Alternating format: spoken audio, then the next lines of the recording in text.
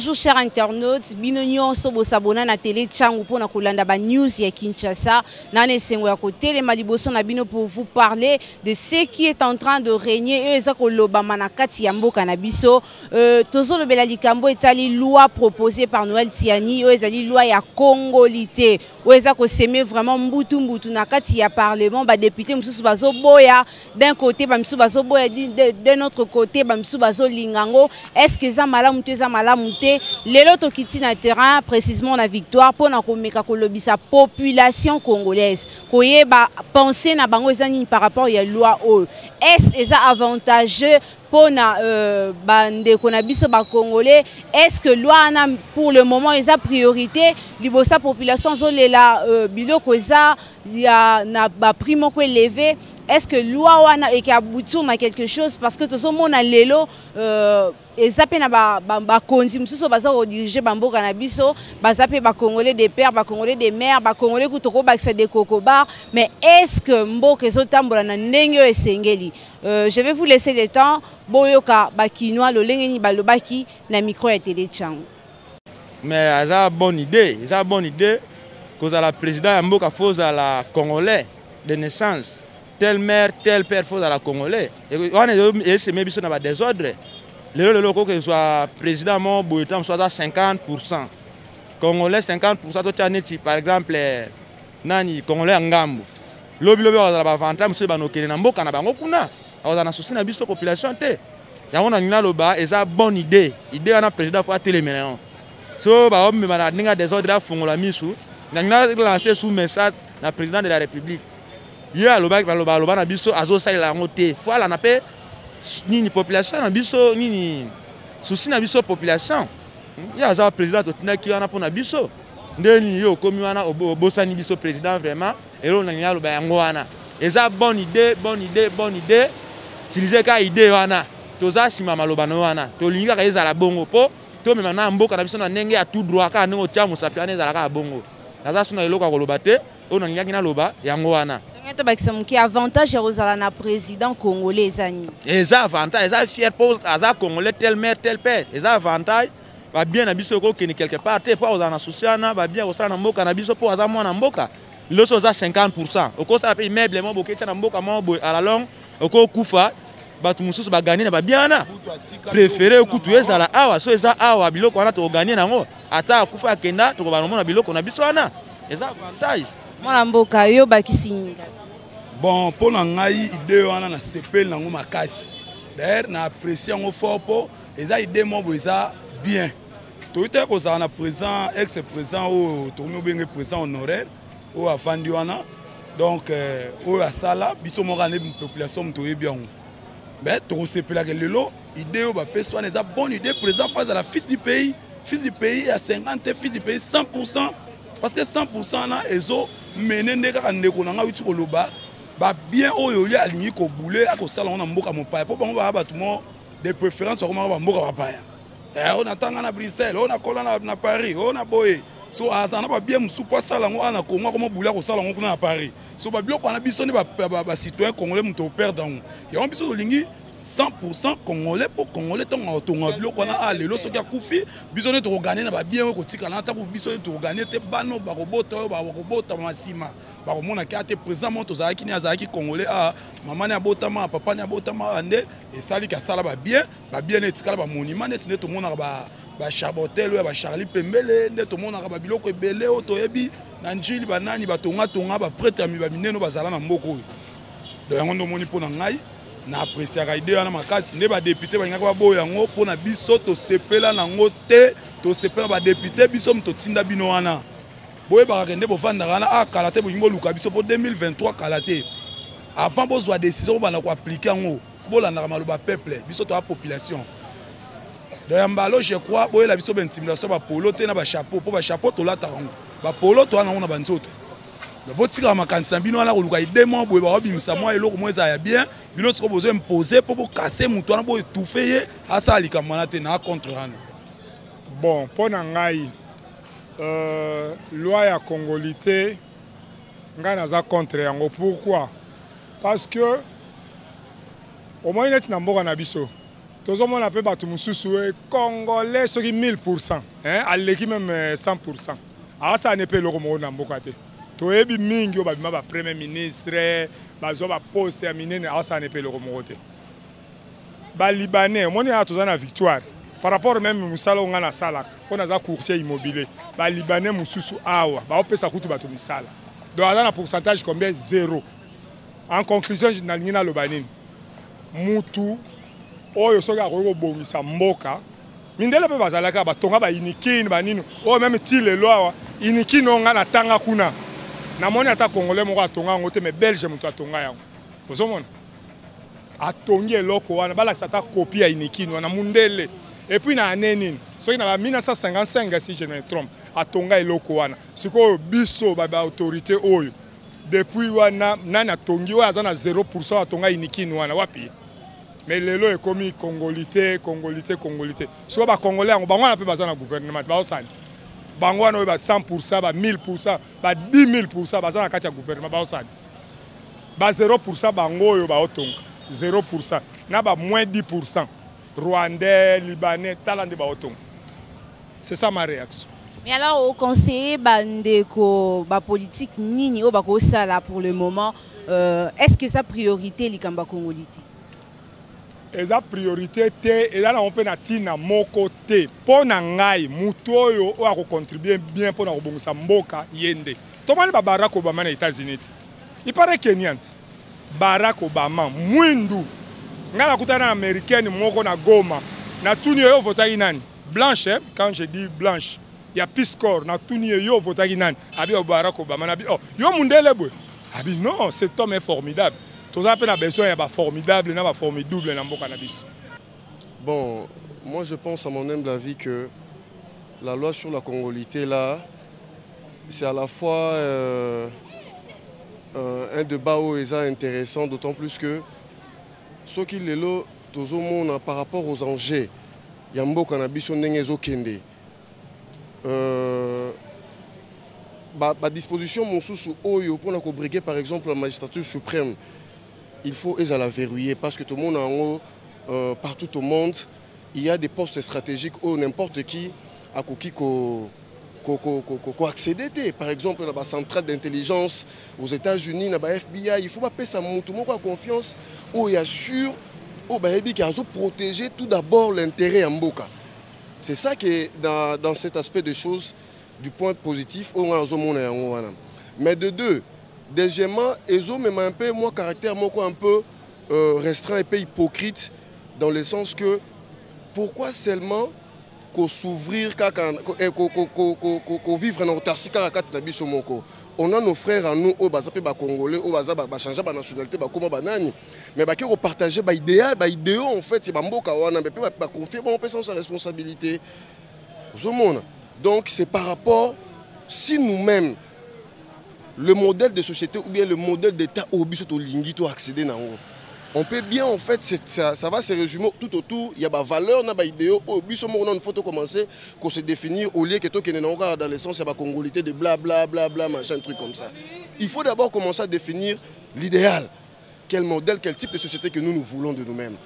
Et ensuite, ceux qui les lots, on a nos frères à nous, au Babala, Belge, Français, et tout ça, partager l'idéal à la fois complexe.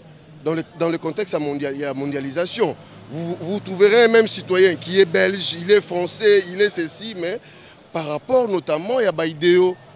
Donc, on a pour l'engager, ils bien, mais il faut orienter ça en termes de valeur, quoi. Quand papa na maman, ba responsabilité papa na maman na mboka tout le monde ba ça la biso nya malonga. Alors mon côté. Donc c'est un peu ça ma vision, ma manière de voir les choses, quoi. Et alors pendant que la population a des difficultés moins mingi, est-ce que Congolité oyo eza kolobama plus lelo et sa priorité pour na biso vraiment dans moment où tout ça? Ah non, moi à mon humble avis non, pas du tout. Pas du tout. Pourquoi? Parce que il y a plein de chats fouettés dans ces pays. Il faut voir le misère des populations, il faut voir le misère sociale qui gangrène les gens. Pour l'autorité, on a mis tout dans un programme d'action du gouvernement. Il y a des quartiers populaires et autres. Là, on a des souffrance.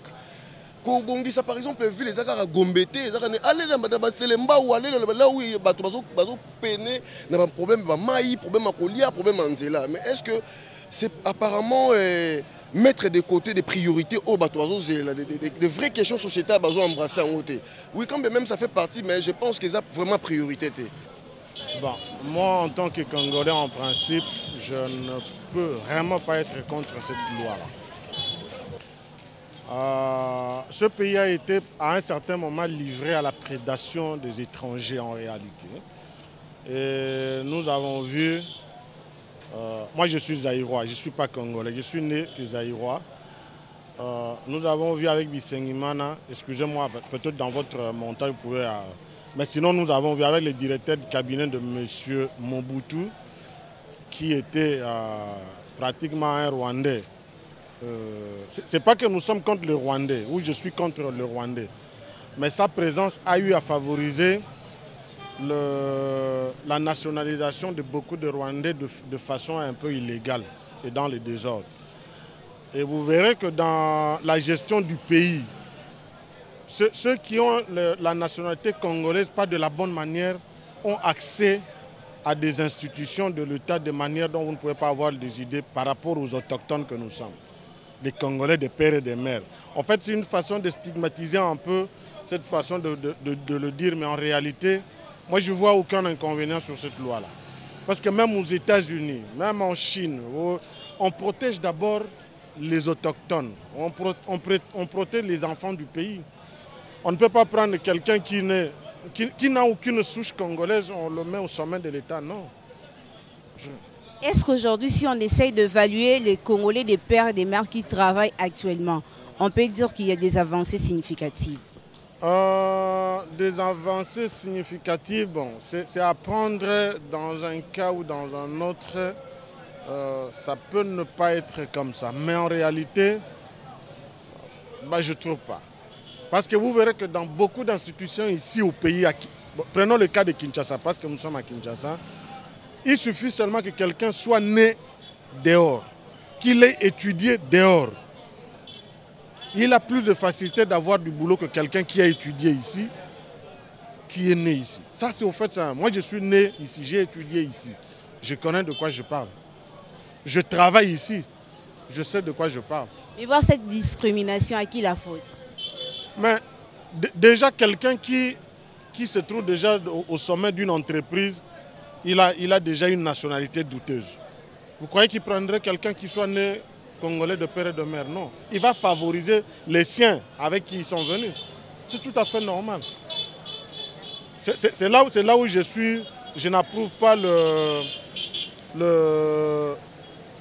la façon de faire du président actuel. Je l'aime beaucoup, mais vous verrez que dans son environnement, il y a beaucoup de Congolais qui sont venus de l'extérieur. Il y a un qui vient, il appelle en autre, mais entre-temps, il y a des cerveaux qui pourrissent ici. Parce qu'ils n'ont jamais été à l'extérieur, ils n'ont pas accès au chapitre. Mais ceux qui étudient au campus, à l'université de Kinshasa, aux facultés catholiques, facultés protestantes, à l'ISC, à l'ISP, ils n'ont jamais été à l'extérieur. Qu'est-ce qu'ils vont faire ici là? Il faut que tout le monde parte à l'extérieur quand il revient comme ça, non?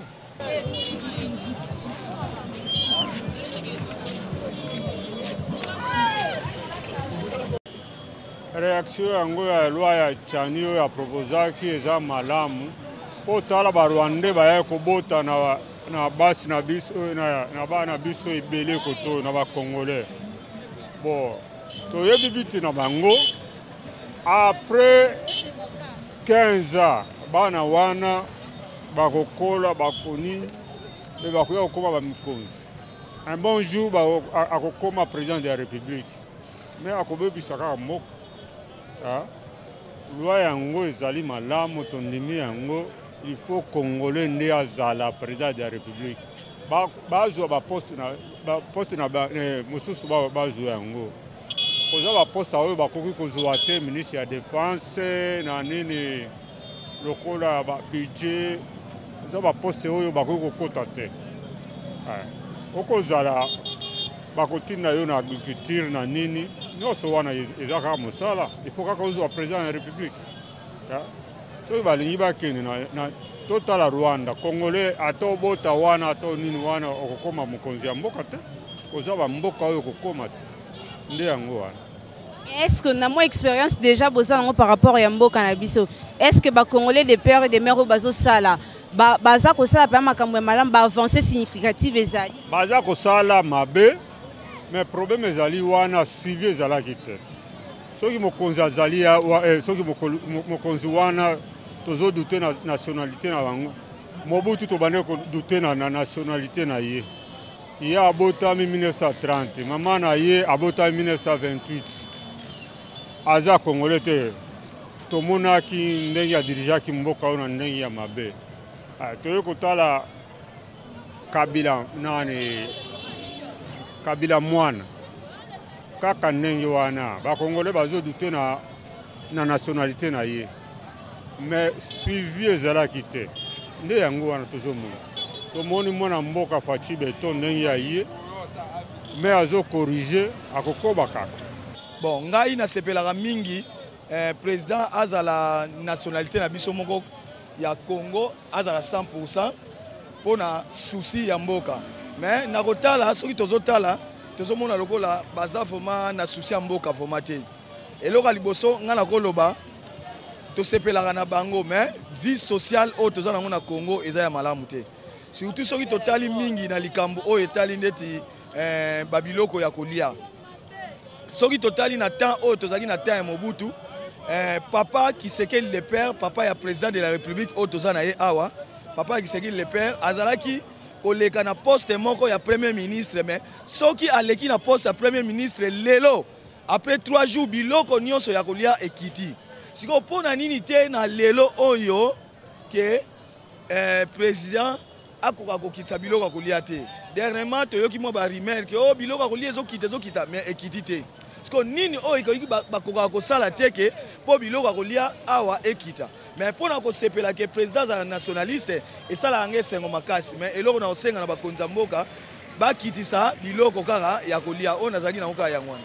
En vie personnelle nanga loi ezala mabe te mais il faut babimisa baloi oyo ezala na avantage na peuple parce que pour le moment mpo nanga namoni loi wana eza na valeur moko te mboka eza na pasi ça sera mieux badepute balukaka baloi oyo et permettre la population de se retrouver.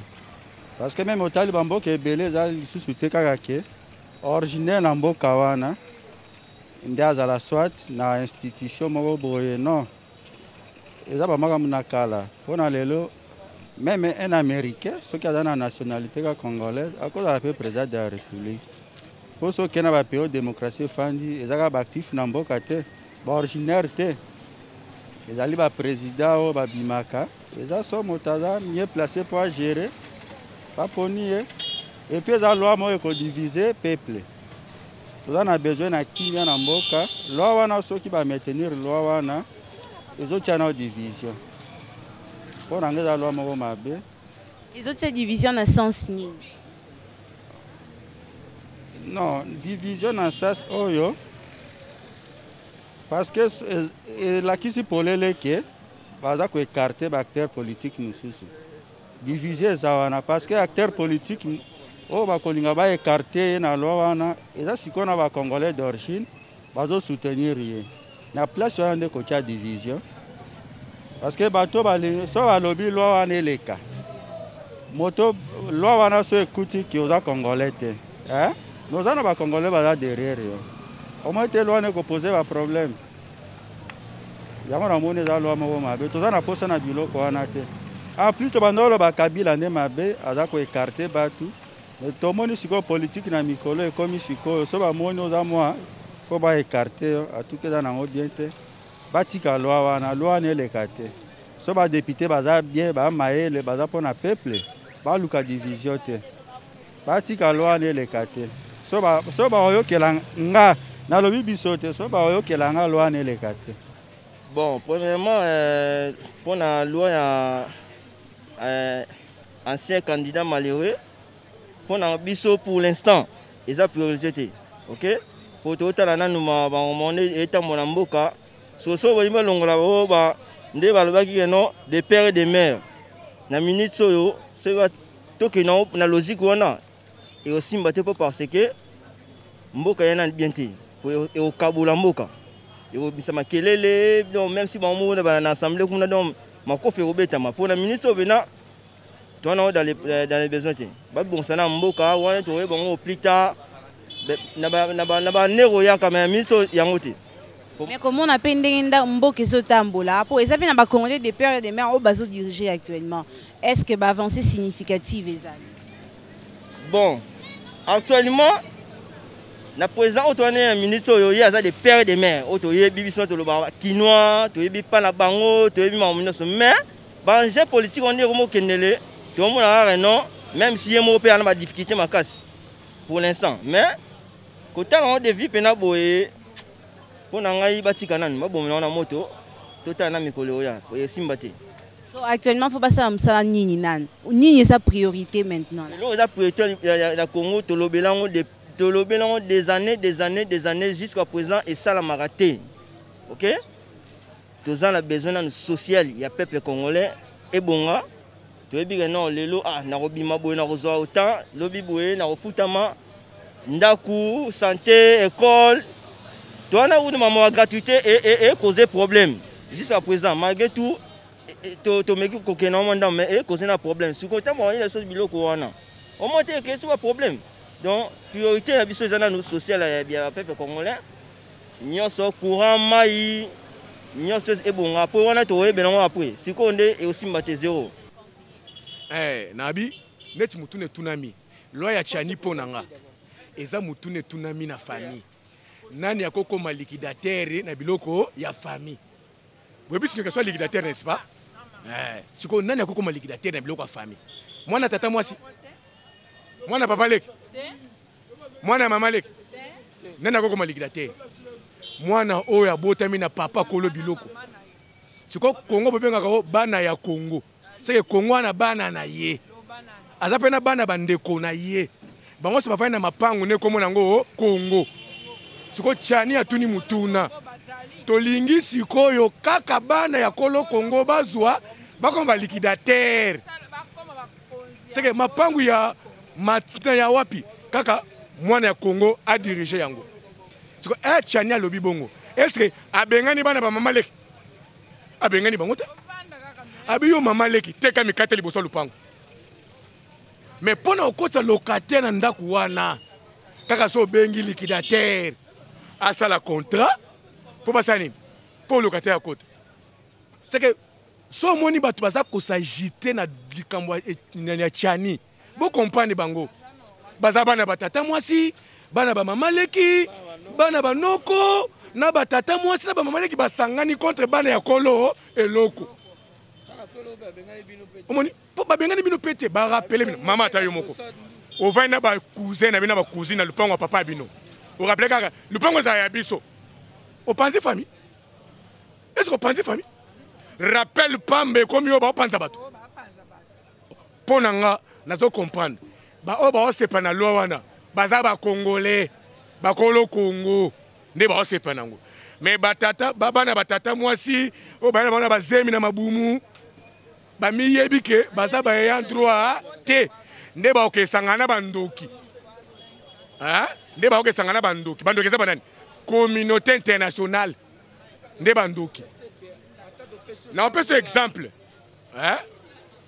vient na biso Lumumba webiti na kufa pona loi ya chani vient na biso musée akufa pona loi ya chani Tshisekedi le père baboyela ye pouvoir pona loi ya chani mais oto ana oyo asali bango lo moboye o ba osituka sikoyo po comment Bintou Keïta représentation ya Nations Unies azo ke le Nations Unies ko longo wana ya Congo eza mabe eza ya bango eza mapangu na bango comment amer oyo atamwa Tshisekedi tongo pokwa akompe ko boya yango akompa ke Tshisekedi akisema ke Congo eza ya biso moi mutuna msusu ezali kota l'expérience ya ndenge mboka ezotambola eza pe na ba Congolais de père et de mère au bazo diriger déjà mais est-ce que ba avancée significative ezali na lobby maman avancée significative ça dépend quand oyoza nga personnellement nazala a politique nana kamoko te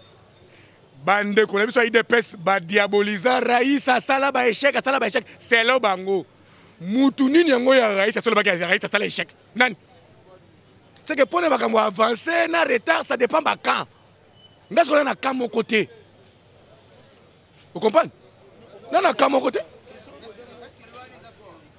hein maman batu o bazo konza bango ne bango ba yebi ba priorité na bango et priorité pour na ba congolais est-ce que loi wana pour na ba congolais ba osepela mapango père na bango ezongela bango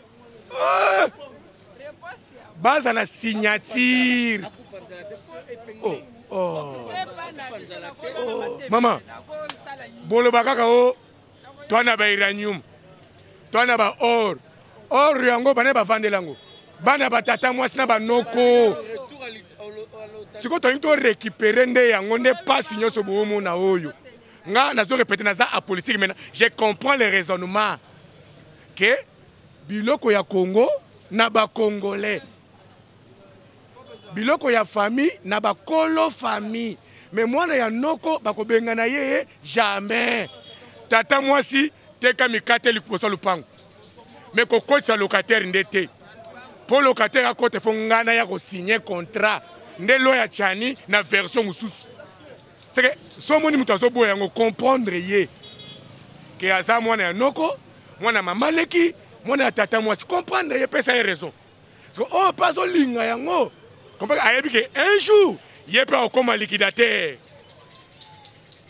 hein un jour nga peut comme liquidateur ndeba oba osepa nango yango wana nga siko pona nga ndenge za na assemblée na pona nga eleka te talinga te mais na expliquer bino lo mo comprendre mais pour la position nga eleka te talinga te papa na yo vaccine bon nazo kabola vie moko na ndeko hein nazo kabola vie moko na ndeko bon ba loi na est important mais c'est important surtout tali na vie sociale na biso nde sikoyo hein ils n'ont rien à voir dans la loi.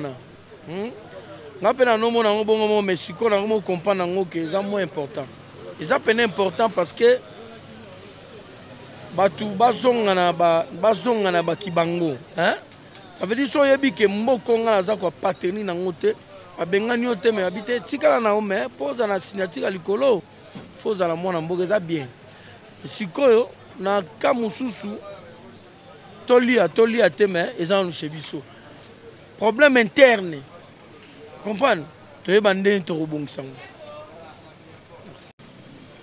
bon oyo kana ngame ona yanga idée zake ezoko ba musu ba lobo bazolinga ba diviser Congo ba musu o te eza bongo te normalement eza que batu bakei ba trouver que tozo vanda na mboka na biso lokola batu moko boye bayeko senga ko vanda na mboka ngo or que bakolo esika bazalaka na bapaya pe bazalaka mabeza ndeke kozanga bolingo yake te to benga na ba oyo biso tika le pana biso mais quand même to lakisi bolingo to vanda kame boyeba ke droit ya bakolo esika ezali bakolo esika na bangonde bazana droit ya ko héritier esika pe ya ko konza pe esika mais bino bato o boye ke toye to vanda tozo ya kokuta ke bato baye baza puisque na avantage koleka bakolo esika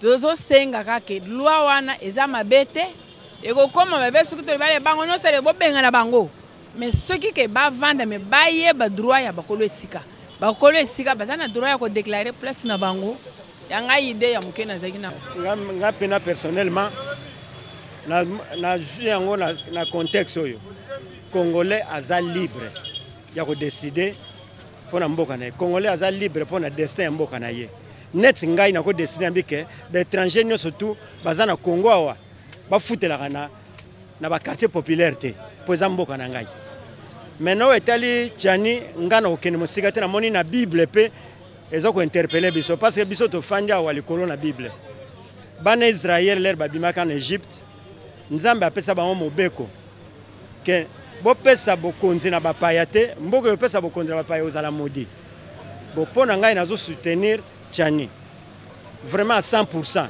Parce que naza libre na mboka na ngai. Nasir na kokene musika te. Moi j'ai au moins 56 ans na moni pe mingi na mboka oyo. Déjà na âge na komi nango, naza na besoin ta ngai na ko bénéficier te. Mais bano ya ngai ba koko na ngai ba bénéficier parce que biso to génération sacrifiée. Onga na mona ko lo bande yango wana. Bon, pour na biso loi ya congolité, tomoni que il fallait esimba pour Congo est dirigé par des étrangers. Tant que Congo est dirigé par des étrangers, tomoni déjà que un étranger a dirigé mboka, azo ke kotonga libanda, azo boye kotonga mboka na biso. Ce que Congo na biso soit est dirigé par un Congolais et un Congolais. Toyebi très bien que mboka na biso est kotonga manango normal.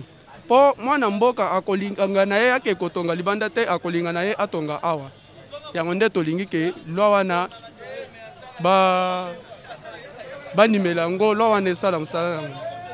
Mais comment on appelle les Congolais sous des pères et des mères qui travaillent déjà dans mboka?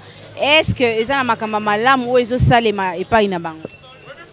Bon, mwana mboka azo sala eloko o azo banga libanda. Po ayebi déjà que soit ke kotonga libanda lelo to lobi bokonzi na ye kosila akolinga vanda libanda mais libanda tozo mona ke ba o msuso bandinga ki koke ko vanda libanda ba komplika bango na libanda yango ne ba msuso na bazwa classe ani non il fallait biso nyonso so nazo sala na Congo nazo na mwa mabele nanga quelque part na tonga po mboka nanga e avancer bon pour nga penser na moi pena ke lo ngo bien. Mboka to souffrir mingi kocha likolo mboka ba étranger tala lelo ba komisi mboka e komi loko bilanga na bango donc pona nga na sepe na lo wana il faut pena na tête ya mboka na biso toza na congolais pena à 100%.